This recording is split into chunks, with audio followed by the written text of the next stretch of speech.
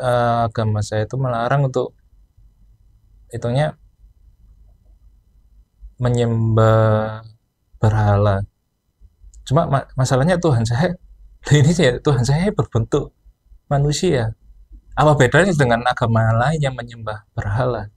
Bismillahirrahmanirrahim. يا أيها الذين آمنوا ادخلوا في السلم كافة.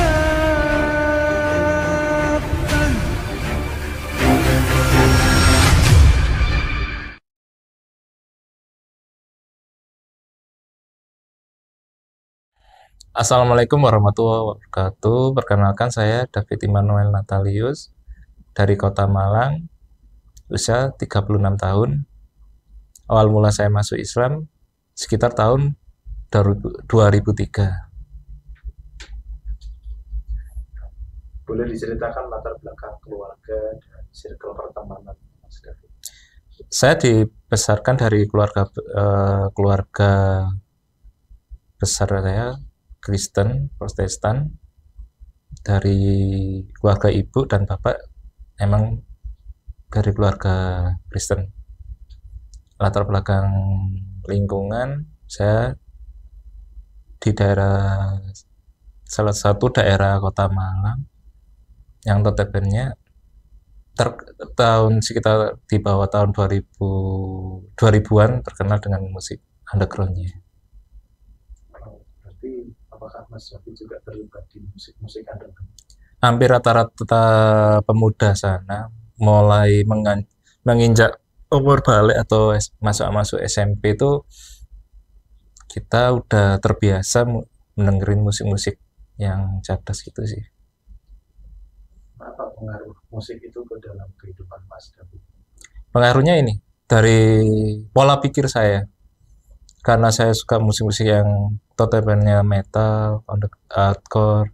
Akhirnya saya ada suatu pola pikir yang menganggap Tuhan saya dahulu itu manusia. Saya berpikir ya, kalau Tuhan manusia, otomatis saya bisa menjadi Tuhan. Dari situlah saya udah jarang ke gereja atau semua aktivitas yang berbau agama. Oke, lantas kemudian apa yang membuat atau memunculkan keraguan Mas David terhadap agama sebelumnya? Yaitu dari satu sisi kan saat banyak khotbah itu kita agama saya itu melarang untuk hitungnya menyembah berhala. Cuma masalahnya Tuhan saya ini sih Tuhan saya berbentuk manusia. Apa bedanya dengan agama lain yang menyembah berhala? Itu yang satu titik balik saya mulai mengalami kebingungan ini sekitar SD kelas 6 itu saya udah mulai tidak pernah ke gereja sampai SMP kelas 2 atau kelas 3 itu lebih mendalami ke musik metal itu. Akhirnya ya sedikit-sedikit kan kalau musik metal tahu tentang kehidupan, kok kerenan agama saya kok lebih kerenan setan gitu loh. Itu Maksudnya gimana Pak? Akhirnya kepikiran setan itu ini dari pernah saya baca sekilas lah dari salah satu ya senior saya lah di dunia underground itu, kalau setan iblis itu ibaratnya dikucilkan Tuhan, diturunkan bumi karena cemburu pada tidak mau mengiman si Adam dan Hawa. Akhirnya dia ibaratnya durhaka pada Tuhan, akhirnya diturunkan ke bumi menjadi iblis. Dan bagi yang mengikut iblis nanti penebusan dosa, iblis yang menanggung semua dosa-dosa pengikutnya. Wih, kok keren ya. Akhirnya ya meskipun saya bukan pengikut satanis, cuma ya kagum lah dengan simbol-simbol itu sih. yang mengantarkan akhirnya dari kagum terhadap Satanis, kemudian belajar apa atau ragu terhadap agama sebelumnya, kemudian sampai kemudian tertarik pada agama Islam? Sebenarnya saya kalau segi konsep Tuhan sih saya percaya, cuma saya belum begitu suka dengan kegiatan agama. Menurut saya kegiatan ibadah itu sangat membuang waktu gitu. Kayaknya kenapa saya lama nggak ke gereja. Akhirnya sekitar kelas-kelas 3 SMP saya mau lulus SMP itu nenek saya yang hitungnya tidak secara langsung, iya kenapa saya masuk Islam karena disuruh nenek saya. Karena beliau bilang sih manusia kok gak punya Tuhan gitu, gak punya agama, punya agama, terserah agamamu apa, yang penting punya agama. Saya bilang agama apa mbah? Ya terserah, yang penting kamu punya agama, gak kayak sekarang nggak jelas gitu. Nah nanti kalau mati upacara pemakamanmu opo gitu. Dari situ mikir agama apa yang cocok buat saya, yang hitungnya sesuai dengan apa yang bisa saya naral gitu. Setelah itu saya pernah bermain ke rumah teman saya cewek itu, kan dia muslim, kan setiap banyak muslim kan biasanya di rumahnya kan ada pajangan lukisan atau gambar apalah itu. Di Mekah kan ada suatu Ka'bah gitu. Kebetulan itu waktu itu gambarnya dia muslim itu lagi sholat. Saya tanya, tuh hanya orang muslim itu, orang Islam itu Ka'bah dah, nyembah Ka'bah dah. Ya bukan lah, itu cuma patok untuk sholat. Nah Tuhannya di mana? Ya di arsana. Aku gak berbentuk Tuhannya. Kita nggak ada suatu kemampuan untuk melihat Tuhan. Itulah tuh yang membedakan agama Islam dengan agama yang lain. Setelah itu banyak pemikiran. Kebetulan saya itu waktu itu pasca, kalau nggak salah saya ingat itu pasca pas ada liputan di Vatikan atau apa itu, nggak tahu saya itu. Saya kan itu waktu itu habis make, itu halusinasi saya atau apa. Jadi ada suatu pendeta atau pastor saya lupa bilang nanti waktu kiamat Isa itu akan turun ke bumi dan meluruskan sesuatu yang kesalahan, meluruskan sesuatu yang salah, akan mencabut salib-salib dan meluruskan kesalahan selama ini. Loh, selama ini Tuhan saya siapa? Tuhannya orang Kristen siapa sebenarnya? Dari situlah keraguan-keraguan. Akhirnya saya memutuskan untuk Islam itu. Ya, saya kira masuk Islam suatu hal yang biasa sih gitu.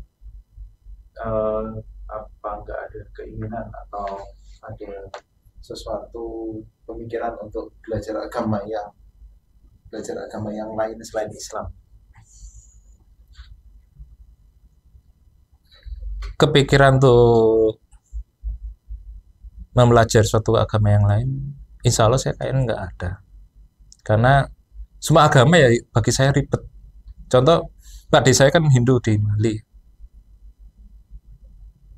Ya bukan saya mengolok orang-orang itu ya. Masa setiap hari harus selamatan, langsung beribadah dengan mengeluarkan uang yang sangat banyak. Harusnya agama yang fleksibel, pikiran saya gitu. Yang itu nggak membebani umatnya gitu. Contoh ada penebusan dosa yang harus pakai uang, kan aneh gitu. Jadi ya nggak ada suatu pemikiran untuk melajari agama yang lain.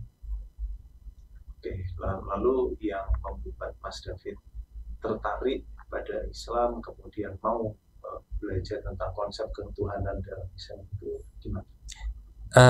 Kebetulan itu waktu saya awal masuk Islam itu, seingat saya itu waktu Ramadan.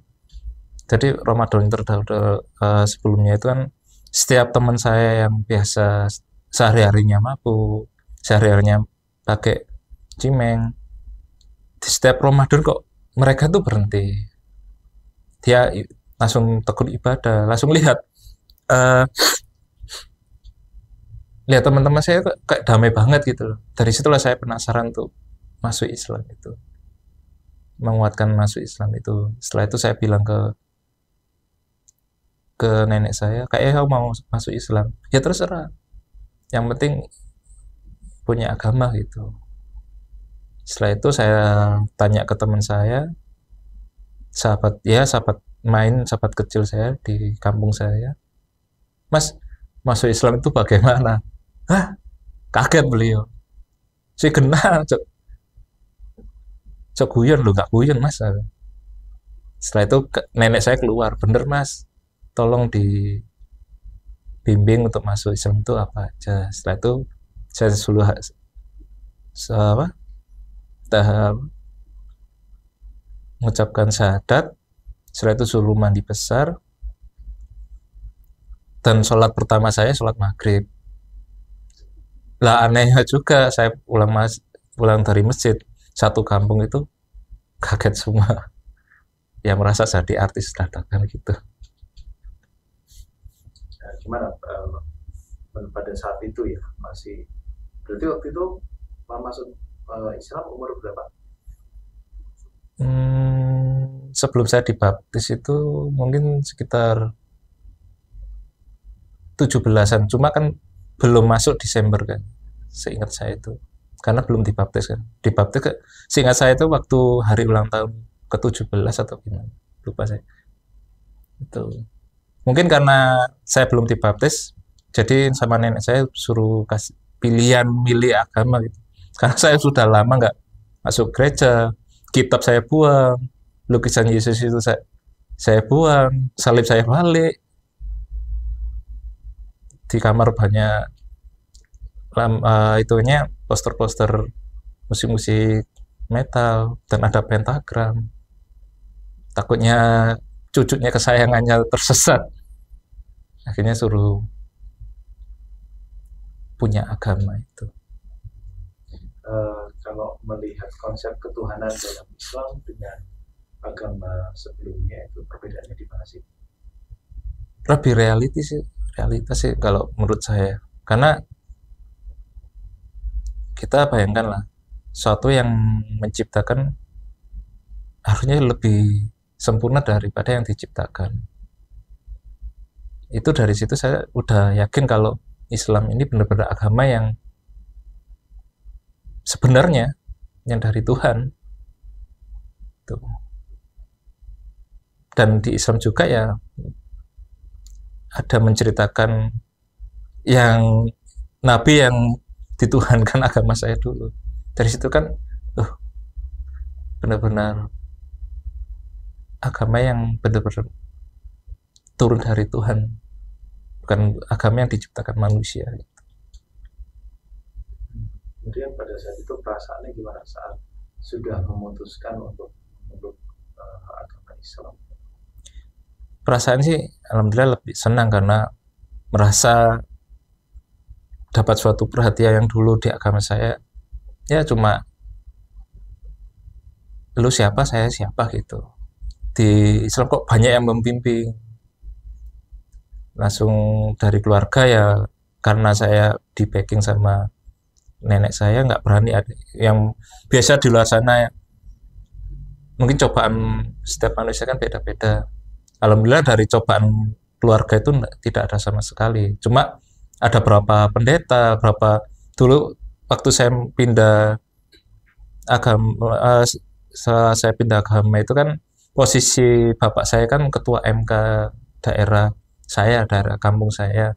Jadi otomatis kan kalau tahu salah satu anak ketua MK masuk Islam kan heboh lah. Kok bisa sampai lepas, sampai nyebrang gitu. Akhirnya berbondong-bondong tetuanya, sesepuh yang disesepuhkan suruh kembali. Cuma ya itu, karena ya alhamdulillah yang memuaskan pikiran saya waktu itu ya Islam. Ya alhamdulillah saya tetap dalam keislaman saya. Kalau ini setelah masuk Islam itu kemudian rasa malas untuk beribadahnya itu langsung hilang, atau masih tetap ada perasaan malasnya juga untuk ibadah? Awalnya sih itu awalnya semangat, namanya orang ibaratnya baru dapat sesuatu hal yang baru kan, awalnya itu semangat banget. Ya awalnya sih ya ibaratnya kalau dapat sesuatu yang baru kan semangatnya masih menggebu-gebu lah. Hampir setiap hari ikut pengajian karena penasaran dilala kok, karena mungkin ya lingkungan atau dengan teman saya, dan saya masih berat pada kehidupan saya dulu di komunitas saya, karena di situ saya bisa menghasilkan uang. Lama kelamaan hampir 3 tahun saya itu kembali lagi mengalami kemunduran. Yang awalnya itu sholat 5 waktu, belajar ngaji, bahkan sampai bisa baca Al-Quran. Akhirnya dalam 3 tahun itu sholatnya cuma ya seingatnya saja.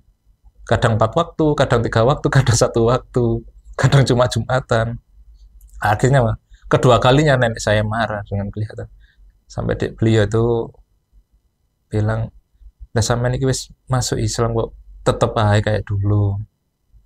Itu iya Mbak. Akhirnya kan ya alhamdulillah mungkin Allah memberikan masih cinta pada saya itu. Ya saya biasa kan tempat nongkrong saya di salah satu clothing di Kota Malang kan, dan belajar lah, awal mula saya belajar tentang dunia clothing, dunia bisnis kan, ada salah satu senior saya, beliau namanya Mas Mama itu ya, itu beliau gitu, meskipun dia kehidupannya di underground, di event, beliau tetap menjaga sholat beliau, bahkan sholat 5 waktunya. Jadi meskipun kita dalam kehidupan musik keras gini, kata beliau sholat suatu hal yang sangat penting. Akhirnya setiap saya di tongkrongan saya itu, setiap waktu sholat beliau mengajak saya untuk sholat. Dari situ statement ya, meskipun saya tetap ada suatu kemaksiatan, tetaplah menjaga sholat. Kata beliau sih, siapa tahu suatu saat dari sholatmu bisa memperbaiki keburukan kita gitu. Ya alhamdulillah, meskipun masih tetap sholat, tetap puncaknya 2010 mengalami kebosanan. Saya habis merantau dari Surabaya, dapat modal, pulang buka clothing. Setelah itu masa kehidupan saya gini-gini aja, nanti saya masa menikah dengan wanita yang kehidupannya saya kayak, dan nanti anak saya gimana gitu. Udah kepikiran tuh, kayaknya harus ngaji lagi nih. Setelah itu ngaji, dan ada suatu pilihan berat antara pilihan ngaji atau menjadi band pembuka salah satu band underground dari Singapura atau dari Malaysia, saya lupa itu. Akhirnya keluar, sampai akhirnya saya dijauhi teman-teman saya. Alhamdulillah dari situ saya dapat teman-teman yang baru yang bisa mengayomi saya.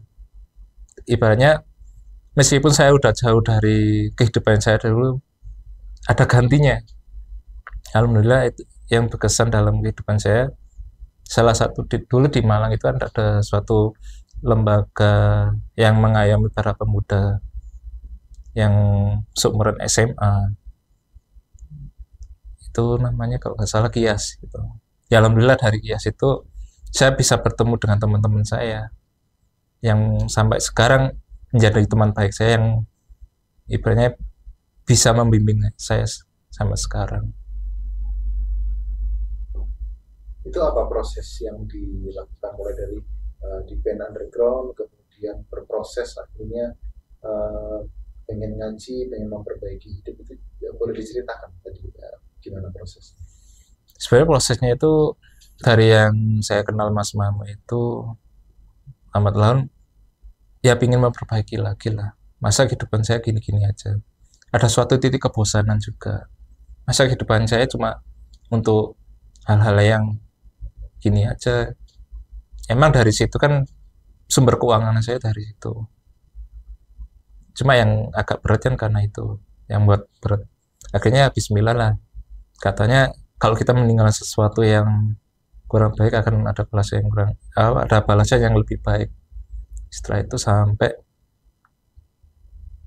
ya alhamdulillah ketemu dengan teman-teman sampai sampai akhirnya ngaji lagi dipimpin sama yang yang menuntun saya ke untuk syahadat dulu, akhirnya sampai saya nikah itu. Itu ngajinya itu tentang apa? Ngajinya sih tentang ini, eh pola pikir kita itu hanya menguatkan suatu keimanan kita dari pola pikir kita gitu.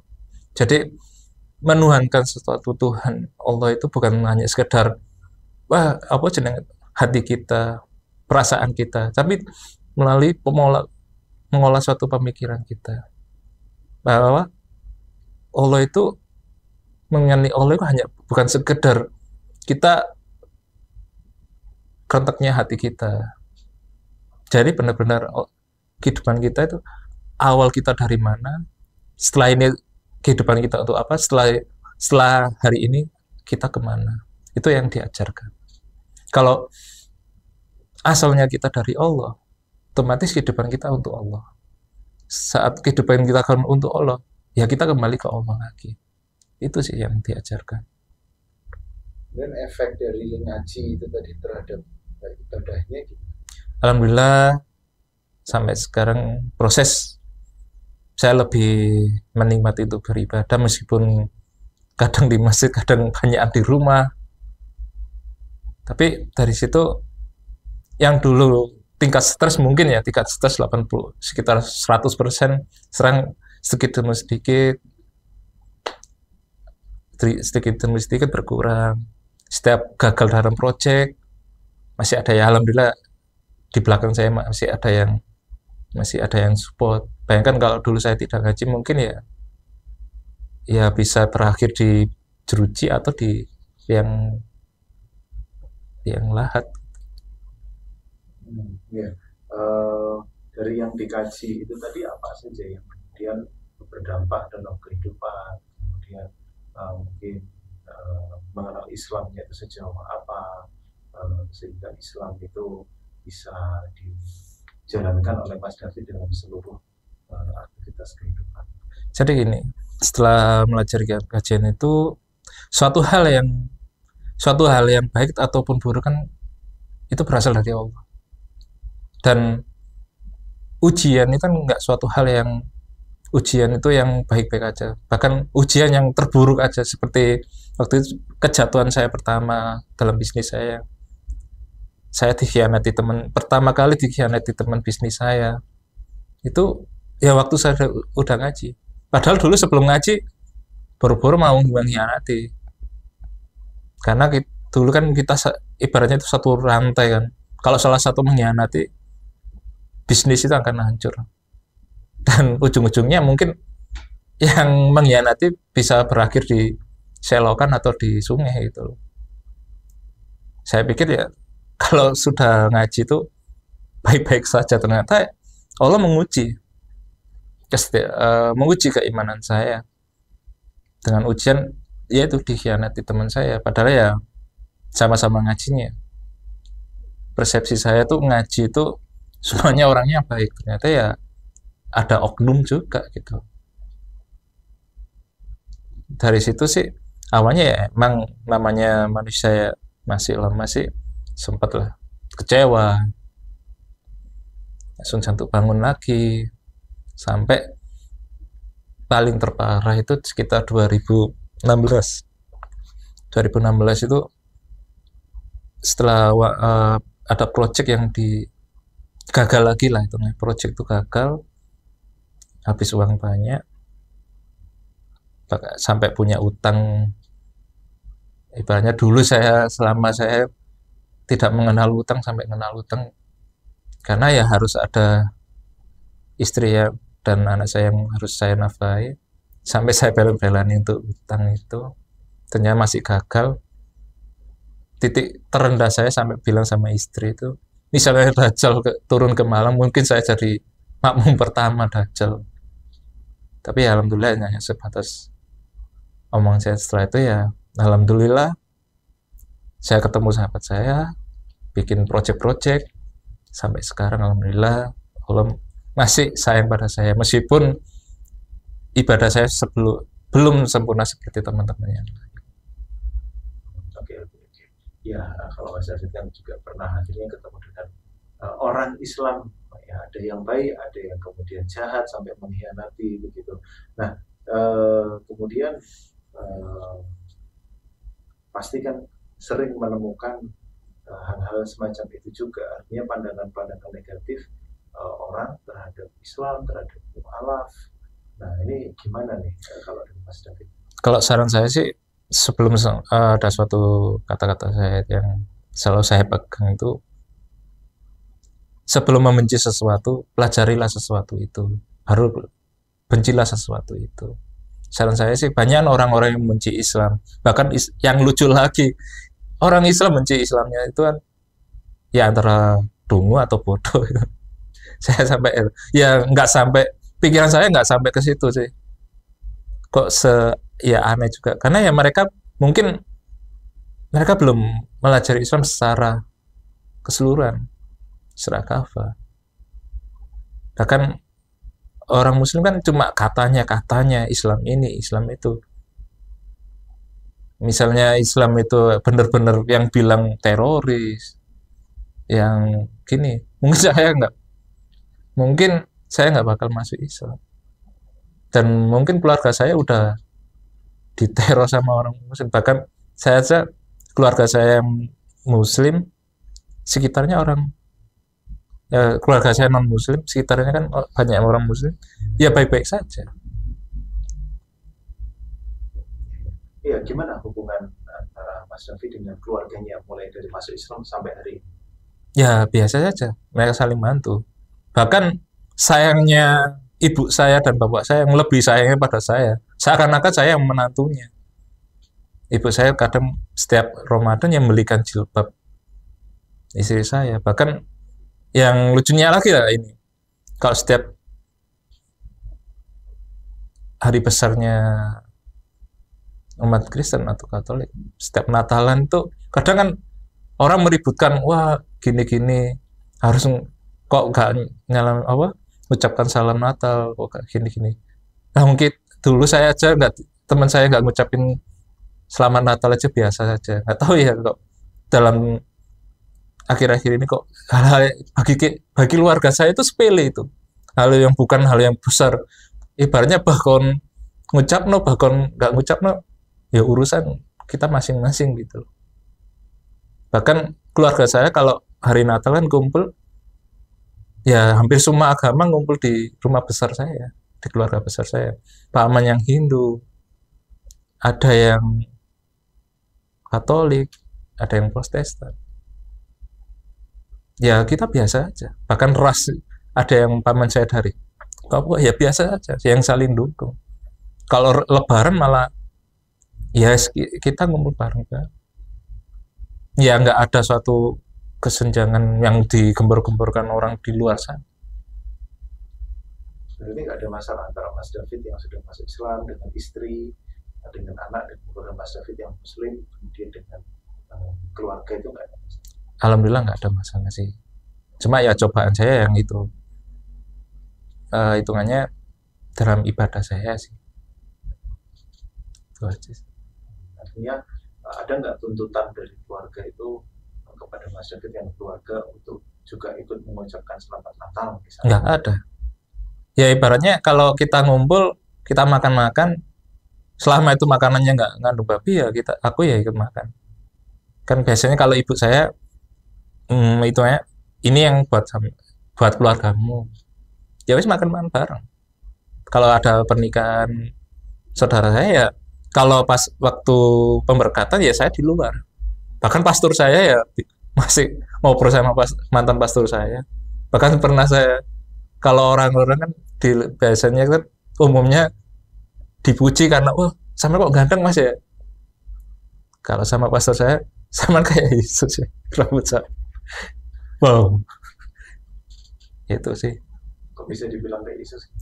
Kan rambut saya waktu itu pernah gondrong ya. Kan gondrong saya tuh katanya pastor saya tuh ikalnya itu mirip dengan Yesus gitu. Ya cuma bercanda sih mas. Tapi kan jarang-jarang orang muji kayak Tuhannya. Itu Iya. sih. Nah, terus apa pesan yang ingin Mas David sampaikan sama orang-orang yang belum memahami Islam atau orang-orang yang masih memiliki pandangan negatif terhadap Islam dan mualaf? Ya pelajarilah Islam itu dulu. Melajari kan nggak harus masuk Islam. Jadi biar kita tuh menerima suatu informasi bukan karena katanya Islam teroris, katanya Islam itu kejam, Islam itu mengkangkang hak asasi para perempuan, ya dipelajari dulu lah. Kalau emang nggak mengkangkang hak asasi perempuan kan, ya nggak ada tokoh-tokoh Islam yang dari perempuan gitu. Ya pakailah logika kita, jangan pakai emosional kita. Kadang orang-orang yang benci itu kan cuma dasar emosional saja. Kayak dulu waktu saya masih Kristen kan orang-orang kan membenci kan karena ada suatu orang yang mempengaruhi tanpa mereka mengkrocek kebenaran itu. Nah, kemudian apa yang Mas David harapkan Mas David ini bisa berkontribusi dalam terhadap Islam, kemudian memperkuat hubungan antara saudara seiman atau juga mungkin dengan keluarga, apa kontribusi yang ingin diberikan oleh Mas David? Ya mungkin dengan seperti bikin suatu programnya seperti ya apa sahabat ngaji cerdas, mengedukasi apa Islam itu beginilah. Islam bukan kayak yang Anda pikirkan. Ya dari situ sih bikin suatu karya yang mungkin bisa mengedukasi orang-orang di luar itu Islam tuh nggak seperti yang dipikirkan orang banyak sekarang. Itu sih kalau.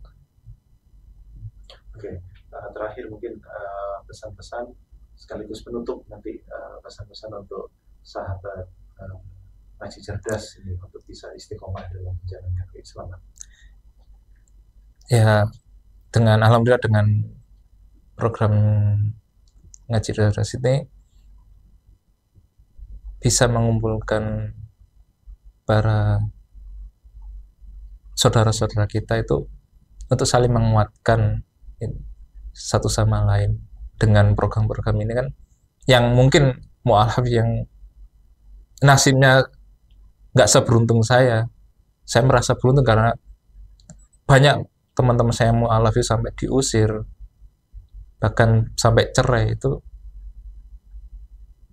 mungkin dari program ngaji cerdas ini bisa menguatkan keimanan saudara-saudara, dan yang udah muslim bisa menguatkan keimanannya, yang di luar agama Islam bisa tahu keindahan Islam itu begini.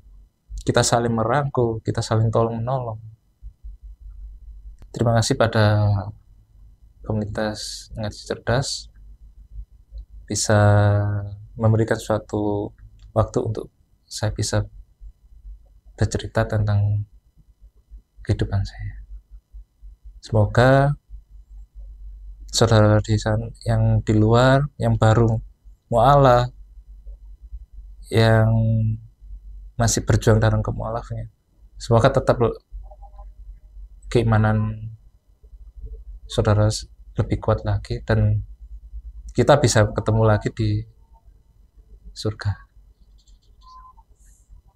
Assalamualaikum warahmatullahi wabarakatuh.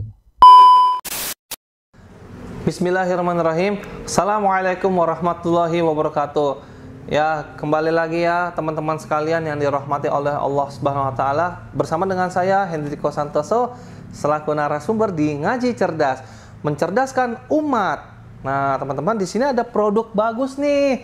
Namanya Sultan Parfum. Parfum para perindu surga. Nah, di sini ada 4 macam produk nih. Yang pertama, parfum dengan aroma Raudhah. Parfum dengan aroma Hajar Aswad. Parfum dengan aroma kasturi. Dan yang keempat adalah parfum aroma 2000 bunga. Nah, kalau teman-teman sekalian sedang umroh, lalu pulang ke tanah air dan rindu dengan suasana di Masjidil Haram maupun di Masjidil Nabawi atau di Mekah dan Madinah, teman-teman bisa beli nih Sultan Parfum dengan aroma-aroma yang menyesuaikan dengan suasana di Mekah ataupun Madinah. Nah, selain teman-teman beli parfum ini, nanti teman-teman dapat bonus gratisannya juga. Apa aja sih teman-teman gratisannya? Nih, yang pertama nanti teman-teman dapat kitab atau buku saku zikir pagi dan petang sesuai dengan sunnah.